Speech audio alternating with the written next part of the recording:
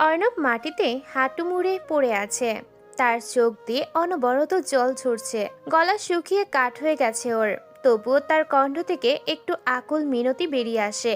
আর মারিস না তোরা, ও মরে যাবে। আমাকে যত ইচ্ছে মার, তবুও মিথিলাকে ছেড়ে দে তোরা। কিন্তু অর্ণবের কান্না ভরা কণ্ঠের এই আকুতি মিনতি কেউ শোনে না। সামনে দাঁড়িয়ে থাকা চারজন ছেলে মিথিলাকে নির্দয়ভাবে মারতে থাকে। প্রথমে তারা মিথিলাকে অর্ণবের সামনেই অনেক ধর্ষণ করে, তারপর থেকে মারধর শুরু করে। অর্ণবের হাঁটু মুচড়ে দিয়েছে ওরা, পেটের এক পাশে ছুরি মেরেছে। অর্ণবের মুখটা কাদা মাটির ভেতরে কিছু সময় চেপে ধরেও রাখে তারা। এই কারণে অর্ণবের শরীরটা ভীষণ দুর্বল হয়ে গেছে। তবুও যেন শেষ নিঃশ্বাস পর্যন্ত অর্ণব তার ভালোবাসার মানুষ মিথিলাকে বাঁচানোর জন্য লড়ে যাচ্ছে, কিন্তু সে পারে না। শাওন নামের একটি ছেলে প্রথমে মিথিলাকে ধর্ষণ করে, তারপর মিথিলার বুকে ছুরি মারে সে। বাকি তিনজনও একই কাজ করে। অর্ণব শুধু চিৎকার করতে থাকে, ছেড়ে দে, মিথিলাকে ছেড়ে দে, ও মরে যাবে। কেউ যেন তার কথা কানেই তোলে না। অর্ণবের চিৎকারে ওরা মজা পায়।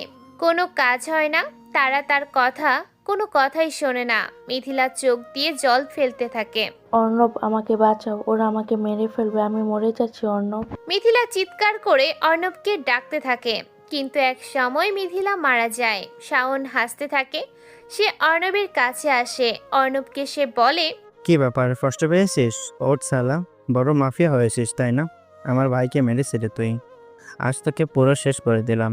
মিথিলার দিকে একবার তাকিয়ে অর্ণব তার সবটুকু শক্তি জড়ো করে বলে, তোরা আমার মিথিলাকে এভাবে মেরেছিস, কসম যদি বেঁচে ফিরি তোদের সব কটাকে মারবো আমি। তাদের দলের লামিন নামের ছেলেটি অর্ণবকে ধমকে ওঠে। সে তলপেটে একটি লাথি দিয়ে বলে। অর্ণব নিজের কষ্টের সবটুকু মিশিয়ে জবাব দেয়, মেরে ফেল আমাকে, যদি একবার বেঁচে যাই তাহলে তোদের কপালে খারাপ আছে। ওরা অর্ণবের কথা শুনে জোরে হাসতে থাকে।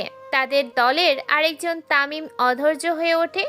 সে রেগে বলে, আরে ধুর সালা, মাদার ফাকার, শেষ কর তো ওকে, আর ভালো লাগছে না।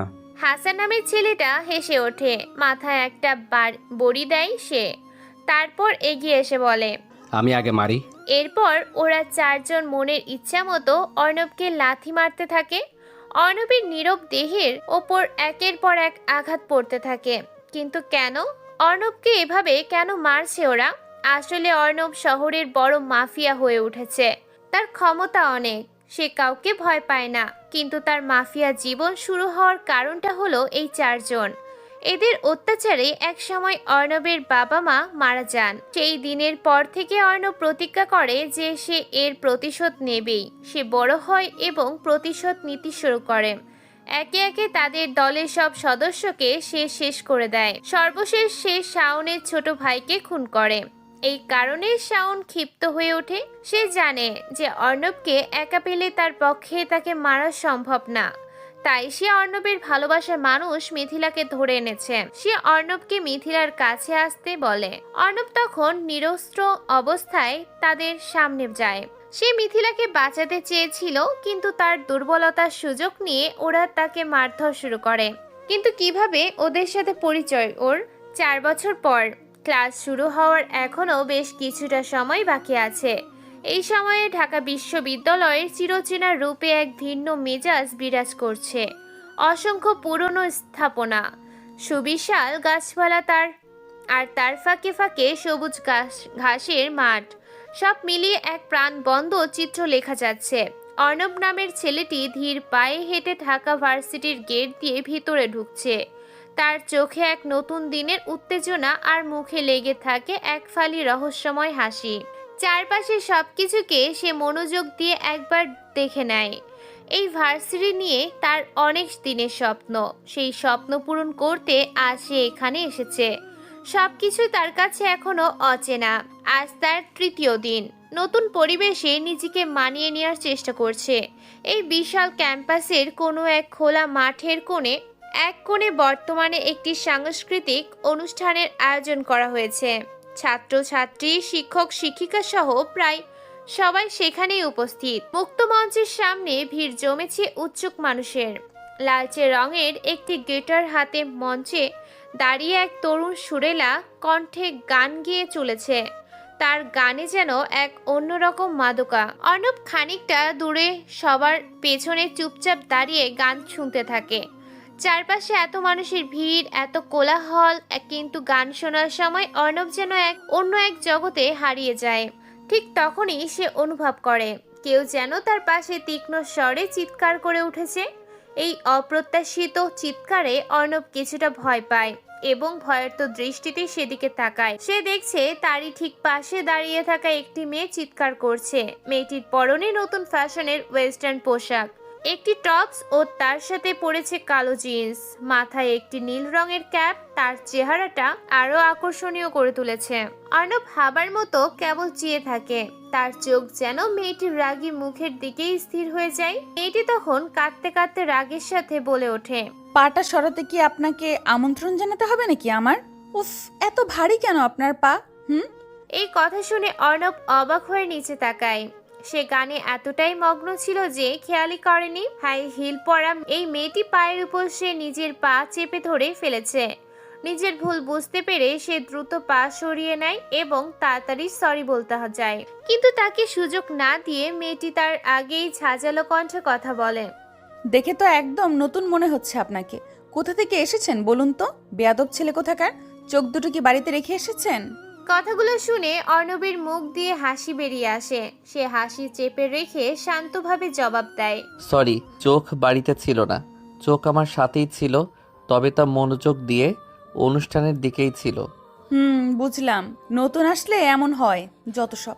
আশেপাশে খেয়ালই থাকে না কারো, আর মেয়ে দেখলে তো আরো এগিয়ে আসতে ইচ্ছে করে, তাই না? অর্ণব মেয়েটির দিকে তাকিয়ে একটুখানি হাসে। আসলে তার এই হাসির একটি গোপন কারণ আছে। সে এই ভার্সিটিতে নতুন হলেও সে আসলে শেষ বর্ষে ভর্তি হয়েছে, যা সে মেয়েটিকে বলতে চায় না। আর মেয়েটি হলো রাত্রি। তার পোশাক আশাক এবং চাল চলন এমন যে অনেকে ভাবে এই মেয়েটির তো বিদেশে লেখাপড়ার কথা ছিল। কি করে যে সে ঢাকার ভার্সিটিতে এসে পড়েছে তা কেউ জানে না। রাত্রি হলো দেশের নামকরা একজন বড় ব্যবসায়ীর একমাত্র মেয়ে। বাবার অফুরন্ত সম্পদের কারণে তার ইচ্ছের কোনো কমতি নেই। নিজের ইচ্ছেতেই সে এই ভার্সিটিতে এসেছে। ভার্সিটির প্রতিটি মেয়ের কাছে সে হিংসার কারণ, আর প্রতিটি ছেলের কাছেই সে এক অপার মুগ্ধতা, যাকে সবাই ক্রাশ বলে জানে। অর্ণব আবারও চুপ হয়ে সামনে তাকিয়ে গান শুনতে থাকে। সে বুঝতে পারে তার পেছনে আরো অনেক ছেলে মেয়ে এসে দাঁড়িয়েছে। ভিড়টা এখন আরো বেশি ঘন হয়ে আসে। এরই মধ্যে একটি ছেলে সবাইকে ধাক্কা দিতে দিতে বেপরোয়া ভাবে সামনে এগিয়ে এসেছে। ছেলেটি রাত্রিকে ধাক্কা দিতেই রাত্রি সামলে নেয় এবং ছেলেটির দিকে রাগের দৃষ্টিতে তাকায়। ধাক্কার কারণে রাত্রি সামান্য টাল খেয়ে অর্ণবের গায়ে এসে পড়ে। রাত্রি সেই ছেলেটিকে বকা দিতে শুরু করে। কি হচ্ছেটা কি? দেখে চলতে পারেন না আপনি? ধাক্কা মারছেন কেন? সরি আপু, দেখতে পাইনি। ঠিক সেই সময় ছেলেটি অর্ণবের দিকে তাকায়। চোখ পড়তেই ছেলেটির মুখে এক অপ্রত্যাশিত বিস্ময় ফুটে ওঠে এবং সে বলে ওঠে, ভাইয়া আপনি একা? ছেলেটি তার কথাটা শেষ করতে পারে না। অর্ণব ছেলেটির মুখের দিকে মুহূর্তের মধ্যে এক ভয়ঙ্কর দৃষ্টিতে তাকায়। একই সাথে ভিড়ের সুযোগ নিয়ে সে আলতো করে নিজের পাটি ছেলেটির পায়ের উপর সামান্য চাপা দিয়ে থামিয়ে দেয়। অর্ণবের চোখে ওই শীতল দৃষ্টি এবং পায়ের নিচে চাপা পড়া চাপে ছেলেটি ভয়ে একদমই চুপসে যায়। সে আর কোনো কথা বলার সাহস না পেয়ে চুপচাপ সেখান থেকে সরে যেতে থাকে। অর্ণব এবার ভিড় ঠেলে একটু পাশ দিয়ে বের হয়ে ছেলেটির কাছে যায়। ছেলেটির নাম অভ্র। সে এই ক্যাম্পাসে টুকটাক বেয়াদবি করার জন্য বেশ পরিচিত। অর্ণব পেছন দিক থেকে তার কাঁধে হাত রাখতেই অভ্র ভয়ে চমকে ওঠে এবং পিছনে তাকিয়ে আবার তোতলাতে শুরু করে। সরি ভাইয়া, আপনি এখানে ছিলে? সাথে সাথে অর্ণব তার মুখটা আলতো করে চেপে ধরে এবং চাপা কঠিন স্বরে কথাগুলো বলে। চুপ করো, শোনো, তোমাকে আমি ভালোভাবে বলছি, এখানে আমাকে আপনি আপনি করে ডাকবে না। আমি তোমার ক্লাসেই পড়ি। গত 2 দিন তো আমার দিকে তাকাওনি। আজ হয়তো তুমি আমাকে চিনতে পারছো, কিন্তু মনে রেখো, অন্য কেউ যেন কোনোভাবেই জানতে না পারে। যদি কেউ জানতে পারে তাহলে তোমাকে আমি এখানেই মেরে ফেলবো। কথাটা যেন তোমার ভালো করে মনে থাকে। আর শোনো, আমাকে তুমি আজ থেকে তুই করে ডাকবে। আজ থেকে আমরা বন্ধু। অর্ণবের চোখ আর কণ্ঠস্বর শুনে অভ্রর শরীর হিম হয়ে আসে। সে বুঝতে পারে এই বন্ধুত্ব অস্বীকার করার কোনো সুযোগ তার কাছে নেই। অর্ণবের এই নতুন পরিচয় গোপন রাখতে সে বাধ্য হয়। এই ঢাকা ভার্সিটিতে তার নতুন জীবন শুরু হচ্ছে এক গোপন খেলা দিয়ে। এই খেলার নিয়ম অর্ণব তৈরি করে। অর্ণব অভ্রকে শাসিয়ে তার মুখ থেকে হাত সরিয়ে নেয়। এই গোপন নির্দেশ দেওয়ার কথাটি শেষ করতে অর্ণব পেছনে তাকিয়ে অবাক হয়ে যায়। তার ঠিক পেছনেই দাঁড়িয়ে আছে রাত্রি। তার চোখে বিস্ময় ও কৌতূহল মেশানো এক কঠোর দৃষ্টি। অর্ণব কিছুটা অপ্রস্তুত হয়ে দ্রুত তার মাথা নিচু করে নেয়। সে বুঝতে পারে তার এই কথোপকথনটি হয়তো রাত্রি শুনে ফেলেছে। রাগের সাথে রাত্রি অর্ণবকে লক্ষ্য করে কথাগুলো বলে ওঠে। ভার্সিটিতে কি মাস্তানি করতে এসেছেন নাকি আপনি? মুখে বড় বড় দাড়ি, গোঁফ, চুলগুলো তো নাক সমান, কাটেন না কেন? দেখতে তো একদম গাঁজাখোর টাইপের মনে হচ্ছে, যেন নেশাতে সারা দিন পড়ে থাকেন। সে কারণেই বলি, আমার পায়ে কেন মারিয়ে দিলেন? অসহ্য লাগে। কথাটি শেষ করে রাত্রি আর এক মুহূর্ত দাঁড়ায় না। সে হন হন করে হেঁটে চলে যায়। তার সাথে থাকা বান্ধবীরাও অর্ণবের দিকে কেমন একটা অদ্ভুত দৃষ্টিতে তাকিয়ে চলে যেতে থাকে। সবাই তাকে কেমন যেন রহস্যময় দৃষ্টিতে দেখছে। আর এর কারণ হলো অভ্রর মুখ থেকে বেরিয়ে আসা সেই ভাইয়া ডাকটি।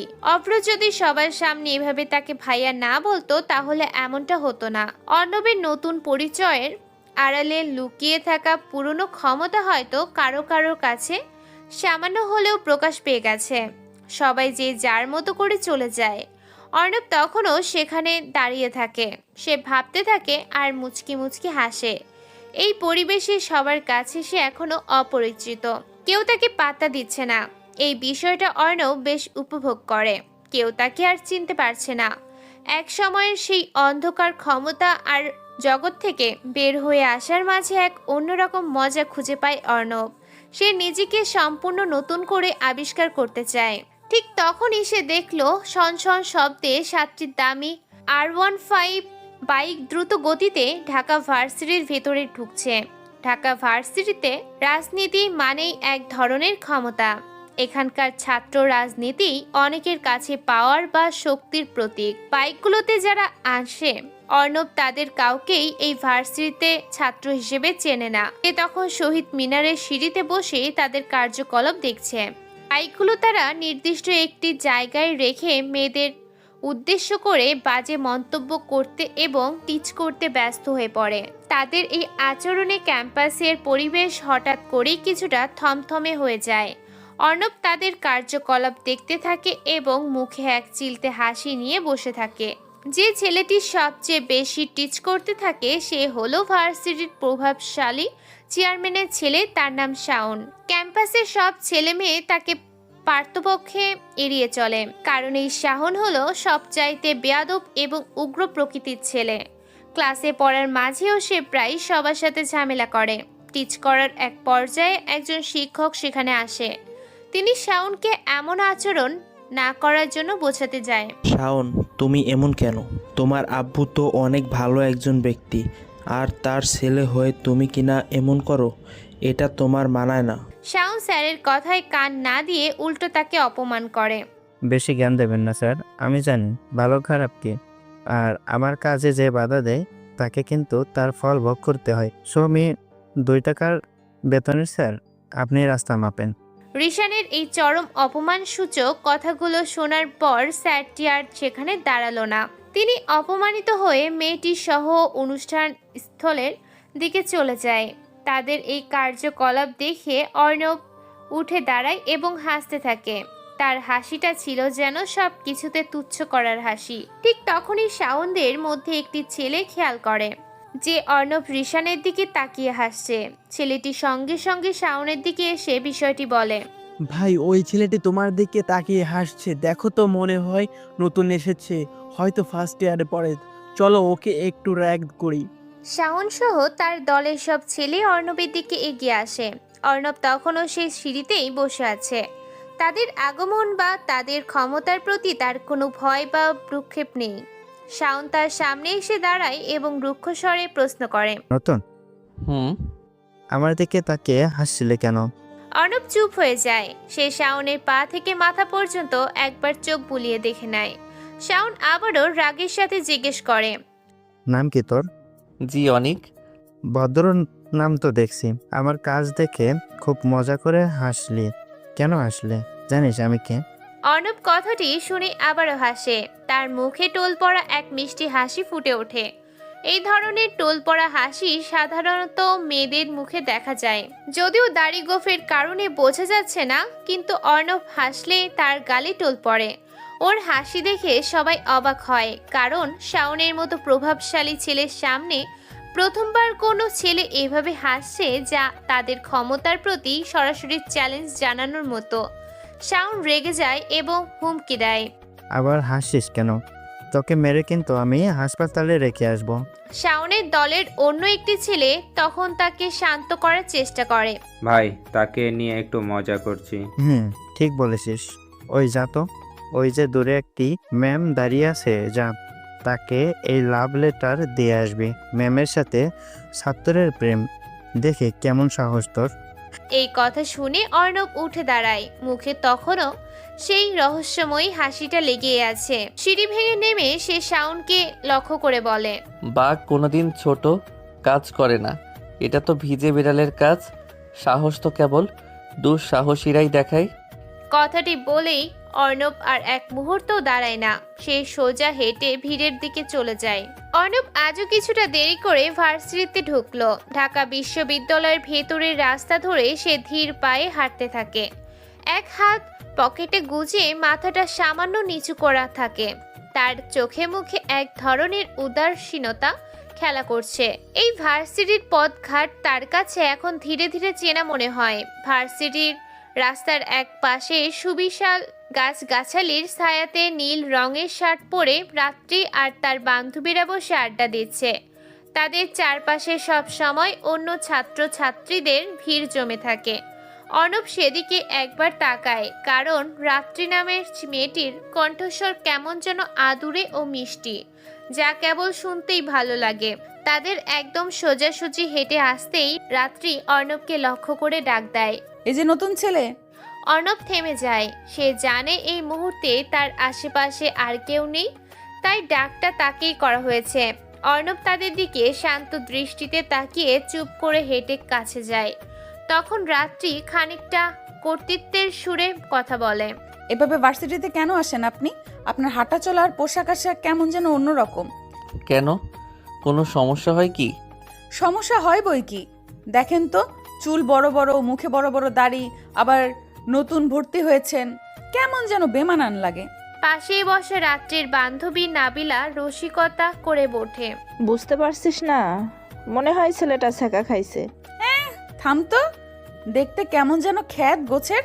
এই ছেলের সাথে আবার কেউ প্রেম করবে নাকি? কল্পনাও করা যায় না।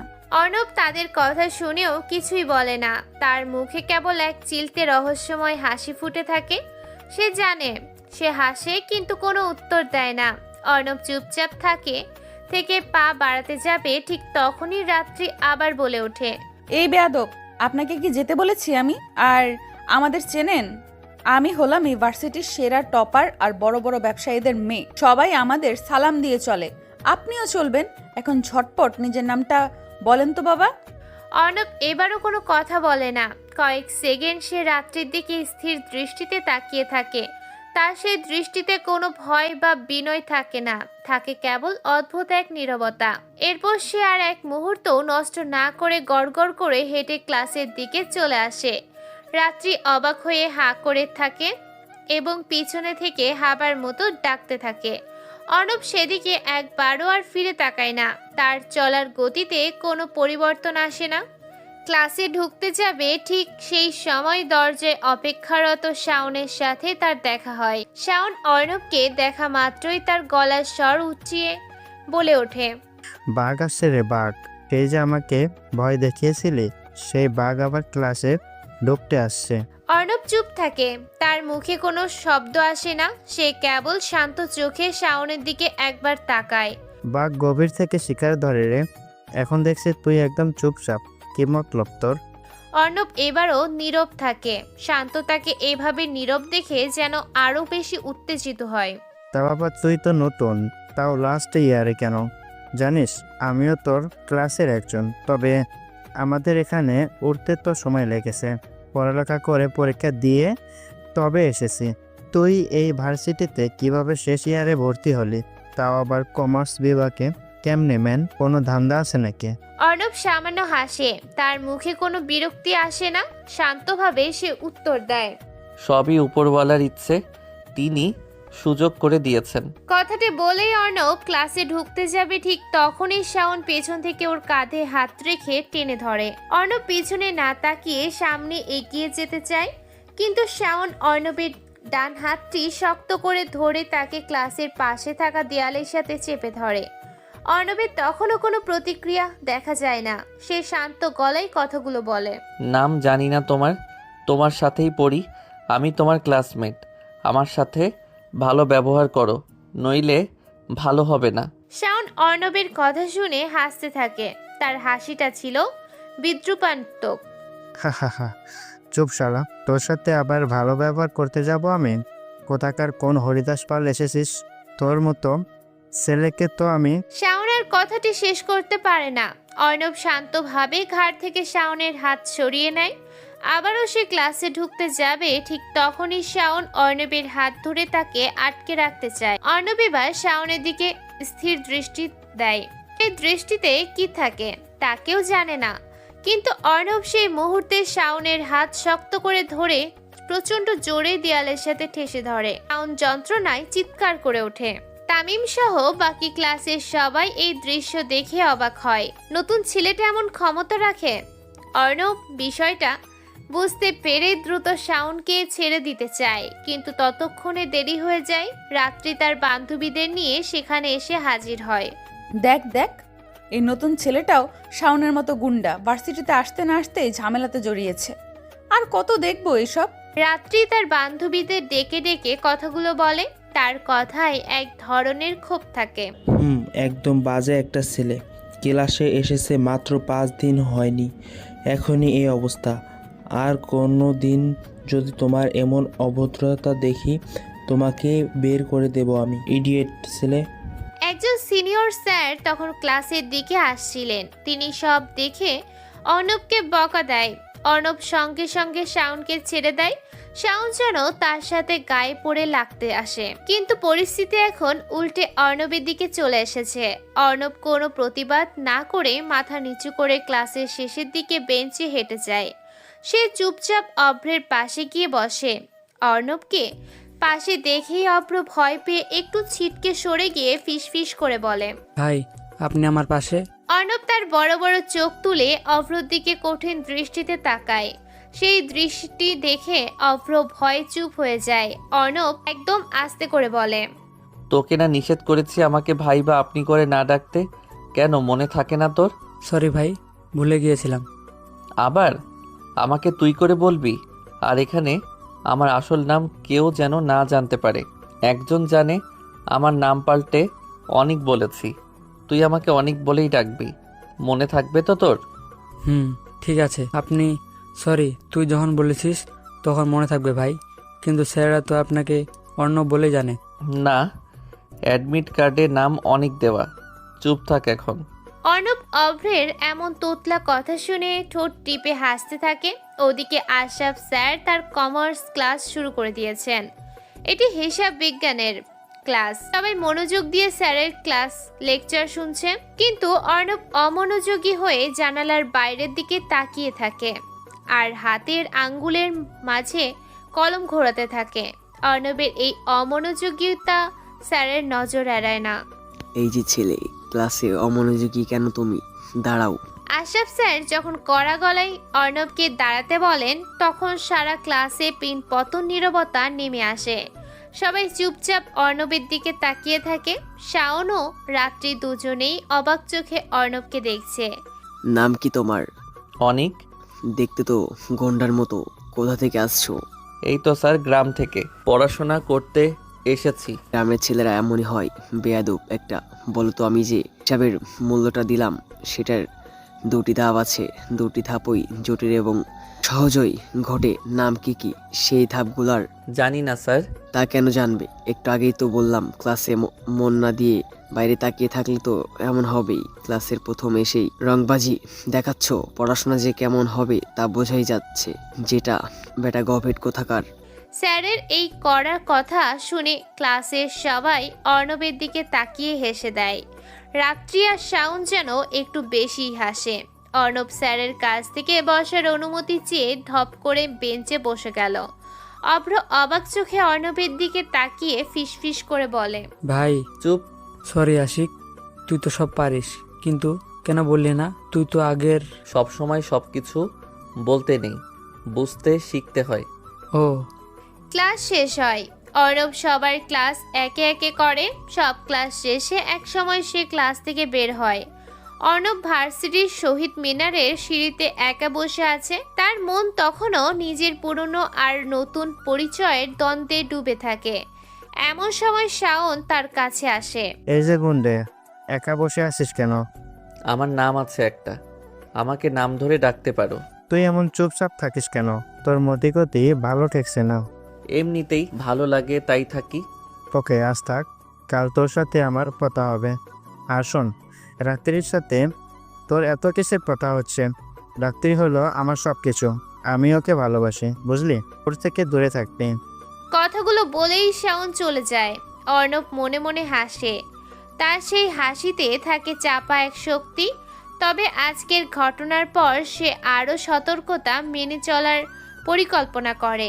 এই ভার্সিটিতে সে নিজের অস্তিত্ব জানান দিতে এসেছে। সব কিছু সে নতুনভাবে শুরু করতে চায়, নতুন পরিচয়ে। এমন এক পরিচয় যার অস্তিত্বের মাঝে তার পুরনো অন্ধকার আর ক্ষমতার দম্ভ যেন আর কোনোদিন হারিয়ে না যায়।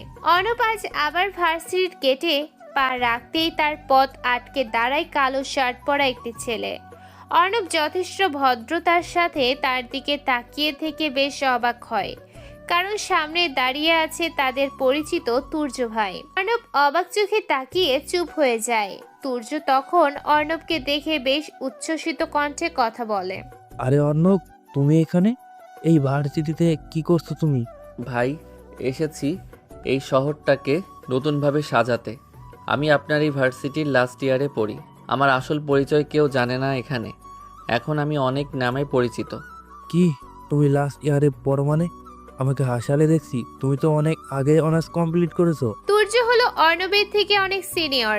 অর্ণব যখন কমার্স সাবজেক্ট নিয়ে অনার্স শেষ করে, তখন তুর্য ভাইদের ব্যাচ এই ভার্সিটি থেকে অনেক আগে চলে যায়। তাদের পরিচয় কেবল ভার্সিটিতে থাকা হিসেবে নয়, তাদের অন্য একটি গোপন পরিচয়ও থাকে, যা কেবল এই ভার্সিটিতে তুর্য, অভ্র আর অর্ণব জানে। সেই পরিচয়টা হলো তাদের ক্ষমতা ও প্রভাবের সেই পুরনো জগৎ। তুমি তো তাহলে ক্লাসে পড়াতে গোল্ডেন A+ পাবে। তুমি তো সব পারো। না ভাই, সব কিছুর মাঝে একটা রহস্য তো আছে। প্লিজ কেউ যেন না জানে আমি এখানে। এটা আমার নতুন জীবন। ওকে ওকে, বুঝেছি। ঠিক আছে, তুমি আমাদের সাথেই থেকো। ভার্সিটির অনেক প্রোগ্রামে তোমাকে রাখবো। এতে তুমি সব ভুলে যাবে আর সবাই তোমাকে ভালো ছেলে হিসেবে জানবে। ওকে ভাই। তুর্য ভাইয়ের সাথে কথা শেষ করে অর্ণব একটু হাঁটতেই অবাক চোখে সামনে দাঁড়িয়ে থাকে, কারণ ভার্সিটিতে ঢোকার রাস্তার পাশে বসার জায়গায় রাত্রি আর তার বান্ধবীরা বসে আছে, আর তাদের কিছু দূরেই শাওনরা দাঁড়িয়ে আছে। সবাই অবাক হয়ে অর্ণবকে দেখছে, কারণ তুর্য ভাইকে এখানে সবাই মান্য করে চলে। আজ অবধি তুর্য ভাই কারোর সাথে হেসে বা এত আপনভাবে কথা বলেননি, কেবল সবার কাছে নতুন পরিচিত এই অর্ণব নামের ছেলেটি ছাড়া। তাই সবাই একটু অবাক চোখে তার দিকে তাকিয়ে আছে। কি এমন আছে এই ছেলেটার মাঝে যে তুর্য ভাই আসার সাথে সাথেই তাকে চিনে এত হেসে হেসে কথা বলছে? অর্ণব মনে মনে ভাবে, সে কি আবার কোনো ভুল করে ফেললো? সবাই কি তবে তার অতীতের ব্যাপারটা জেনে যাবে? না না না, তাকে আরও সতর্কতা মেনে চলতে হবে। এখন সবার কাছে গোবেচারা টাইপের ভালো ছেলে হয়ে থাকতে হবে। অর্ণব তার মাথাটা সামনের দিকে ঘুরিয়ে হাঁটছে। ঠিক তখনই রাত্রির ডাক আসে। এই ছেলে। অর্ণব থমকে দাঁড়ায়। ঘুরে তাকাতেই রাত্রি হাত তুলে তাকে ডাক দেয়। অর্ণব আস্তে আস্তে হেঁটে তাদের কাছে যায়। আপনাকে না বলেছিলাম আমাদের সালাম দিয়ে চলতে? আপনি একদম বেয়াদবের মতো চলে যাচ্ছিলেন। সালাম দেওয়া যায় মানুষকে, তবে সালাম নিয়ে গাদ্দারি করার কোনো মানে হয় না। ওকে, আসসালামু আলাইকুম। কথাগুলো বলে অর্ণব চলে আসবে, তখনই রাত্রি আবার বলে ওঠে, আপনি কি তুর্য ভাইকে চেনেন? কে তুর্য? যার সাথে একটু আগে কথা বললেন? না, আসার পথে ধাক্কা লেগেছিল দেখে সরি বলতে গিয়ে কথা হলো। কেন, কি হয়েছে? না, ঠিক আছে। বাসা কোথায় আপনার? আর শুনুন, আমাদের সম্মান দিবেন। ক্লাসে তো দেখেছেন আমরা পড়াশোনাতে কেমন ভালো, আর আপনি তো একদম হাবা, কিছুই পারেন না। তবে আপনার মাঝে কিসের জন্য একটা রহস্য লুকিয়ে আছে, তাই কথা বলি। না হলে আপনার মতো ছেলেকে পাত্তাই দিতাম না, বুঝেছেন? সব সময় আমাদের সম্মান দিয়ে দিবেন। অর্ণব মুচকি হাসে। ওরা রেগে যায়। অর্ণব তাদের রাগ বা কথার কোনো ধারে না। অর্ণব হেঁটে চলে যায়। এবার সামনে দাঁড়ায় শাওন। শাওন তাকে ডাকে, কিরে, তোর তো দেখি বেশ ক্ষমতা। 2 দিন এসেই রাত্রি আর তুর্য ভাইয়ের সাথে ভাব জমিয়ে পেরেছিস, ব্যাপারটা কি? কেন, তাতে তোমার কি সমস্যা? সে যাই হোক, রাত্রির সাথে তুই কথা বলবি না, এই বিষয়ে পরিষ্কার করে দিচ্ছি। কেন কথা বলতে তোমার কেন সমস্যা হবে? আমি তাকে ভালোবাসি। গত 2 বছর ধরে তার পিছনে লাইন মেরে যাচ্ছি। কেউ তার সাথে কথা বললে আমি তার হাত পা ভেঙে ফেলি। তোকে ওয়ার্নিং দিলাম। শোনো শাওন, তোমাকে একটা টিপস দেই। অর্ণব একটু ঝুঁকে এসে ফিসফিস করে কথাগুলো বলার ভঙ্গিতে বলে, যে যতই লাইন মারুক না কেন, সে মেয়ে যদি তোমার প্রতি ইমপ্রেস না হয় তবে কখনোই তোমাকে পাত্তা দেবে না। সুতরাং তার সামনে এমন কিছু করো যেটা দেখে সে তোমার কথা ভাবে। এসব লাইন মারা দিয়ে আজকাল ভালোবাসা হয় না। কি হয় জানো? হয় কেবল মশা যেমন গায়ে বসলে চর মারতে যাওয়ার আগে উড়ে যায়, আর চরটা নিজের গায়ে লাগে, একদম তেমনই হয়। তুমি কেবল নিজেই কষ্ট পাবে। এই কথাগুলো বলে অর্ণব আর দাঁড়ায় না। সে শাওনকে হতভম্ব করে রেখে হেঁটে ক্লাসের দিকে চলে যায়। অর্ণবের কথাগুলো শাওনকে যেন মুহূর্তের জন্য স্তব্ধ করে দেয়। অর্ণব আবারও সতর্ক হয়। এই ভার্সিটিতে আর তার নতুন পরিচিতি ধরে রাখাটা এখন সবচেয়ে বড় চ্যালেঞ্জ। শাওন, লামিন, তামিম আর হাসান বুঝতে পারে না এই অর্ণব মানে অনেক নামের ছেলেটা এমন অদ্ভুত কেন। কথাটা শেষ করে অর্ণব হন হন করে হেঁটে চলে। শাওন হাবার মতো চেয়ে থাকে, কারণ এমন বুদ্ধিদীপ্ত এবং তীর্যক কথা সে আগে কখনোই শোনেনি। অর্ণবের কথায় তার অহংকারে যেন আঘাত লাগে। শাওন তখন রাগে তার বন্ধুদের দিকে তাকিয়ে বলে, আর আমি এতদিন তোরা এরকম টিপস দিস নাই কেন? তোম ছেলে এসে আমাকে কথা শুনিয়ে গেল, তোদের দিয়ে কিচ্ছু হবে না, সব কর দপ্তরা। অর্ণব আর পেছনে তাকায় না। সে ক্লাসের দিকে হেঁটে যায়। ক্লাসে আসতেই এক এক করে রাত্রি, শাওনরা আর অভ্রও আসে। অর্ণব ক্লাসে ঢুকে অভ্রকে তার পাশে ডেকে নেয়। অভ্র নিঃশব্দে অর্ণবের পাশে এসে বসে। তাদের বসার কিছু সময় পর আশরাফ স্যার ক্লাসে আসেন এবং ক্লাস নিতে ব্যস্ত হন। আজ তিনি হিসাব বিজ্ঞানের এক নতুন অধ্যায় করাচ্ছেন। জটিল সব হিসাবের জালে তিনি সবাইকে আটকে দিচ্ছেন। অর্ণব বোর্ডের লেখা দেখে সে মুখ টিপে হেসে দেয়, কারণ অর্ণব এই বিষয়গুলো অনেক আগেই বেশ ভালোভাবে শিখেছে এবং আয়ত্ত করেছে। অর্ণবের এই হাসি স্যারের নজর এড়ায় না। স্যার তখন হেঁটে অর্ণবের কাছে আসে। তুমি আজই আসছো কেন? সমস্যা হচ্ছে তোমার? Sorry sir. বেয়াদব ছেলে কোথাকার, পড়াতো পারবা না? তোমার চেহারা দেখেই বেশ বুঝতে পেরেছি। স্যার, চেহারা দেখে কি মানুষকে আসলেই চেনা যায়? জানার খুব ইচ্ছে হচ্ছে। মুখে মুখে তর্ক করছো, তোমার কি সাহস বেড়ে গেছে? না স্যার, জানার ইচ্ছে হলো তাই জিজ্ঞেস করলাম, তর্ক করছি না। যাই, অবশ্যই যাই। ও তাহলে বলুন না স্যার, আমি কেমন, আমার সম্পর্কে বলুন। কেমন আবার? তাতেল মার্কা, পড়া না পারা, লাস্ট বেঞ্চে বসা একটি গবেচারা টাইপের ছেলে তুমি। চালচন দেখে সেটা মনে হয়। ঠিক বলেছেন স্যার, আমি একদমই এরকম। ধন্যবাদ। স্যার অর্ণবের কাছ থেকে চলে যান। অর্ণব আবারও বসে পড়ে। অভ্র অবাক চোখে অর্ণবের দিকে তাকিয়ে হেসে দেয়, কারণ স্যার অর্ণব সম্পর্কে যা যা বলল তা মোটেও ঠিক নয়। ক্লাসের কেউ না জানলেও অভ্র কম বেশি জানে অর্ণব আসলে কি ধরনের ছেলে এবং তার মেধা কতটুকু। হাসিস কেন? সরি অনেক, আসলে স্যার যা যা বললো তা শুনে হাসলাম। তিনি কত ভুল বললো। চুপ, স্যার ঠিক বলেছেন, বেশি জানার দরকার নেই তোর। ওকে, তুই যখন বলছিস, তবে আপনাকে তুই করে ডাকতে কেমন যেন লাগছে ভাই, অস্বস্তি হয়। তোকে সেটাই করতে হবে। আর শোন, আমি আজ থেকে তোর রুমে থাকবো, এতে কেউ আমাদের বিষয়ে বেশি কিছু বুঝবে না। আচ্ছা ঠিক আছে। অর্ণব আর অভ্র দুজনে কথা বলছিল, ঠিক সে সময় রাত্রি চিৎকার করে ওঠে এবং স্যারের সাথে কথা বলে। স্যার, আমার গায়ে কে যেন এই কাগজটা ছুঁড়ে মেরেছে। এটা খুবই বাজে কাজ। কই দেখি। কাগজটি ভাঁজ করা, একটু দো মোড়ানো অবস্থায় ছিল। স্যার সেটা ঠিক করে দেখে, সেখানে কিছু একটা লেখা, আর লেখাটি যে অর্ণবের তা স্যার ধরে নিল, কারণ শেষে ওসিফ নাম দেয়া আছে। স্যার তখন কড়া গলায় জিজ্ঞেস করেন, আনিককে? কোন ছাত্র আনিক? অর্ণব সাথে সাথেই চুপ হয়ে যায়। সারা ক্লাসের দিকে সে একবার করে তাকিয়ে নিল, তার চোখে তখনও সেই রহস্যময় ভাব। স্যার আবারও জিজ্ঞেস করেন, আনিককে? এই ক্লাসে আনিক নামে কে আছে? সাথে সাথেই অনেক নামধারী অর্ণব হয়ে ওঠে, দাঁড়ায়। স্যার তার কাছে চলে আসে, কাছে এসেই ঠাস করে অর্ণবের গালে কষে একটি চড় মেরে দেয়। চড় মেরে তিনি রাগের সাথে বলেন, বেয়াদব ছেলে কোথাকার, নতুন এসেছো আর ক্লাসে 12টা বাজিয়েছো। তোমার মতো বেয়াদব ছাত্র আমি আর দেখিনি। পড়াতে পারবা না আর ক্লাসে এমন খারাপ কাজ করে বেড়াবা, এগুলা কি ধরনের? স্যারের কাছ থেকে চড় খেয়ে অর্ণব চুপ করে নিচের দিকে তাকায়। অর্ণবের ব্যাগের সামনে স্যার কাগজটি রাখে।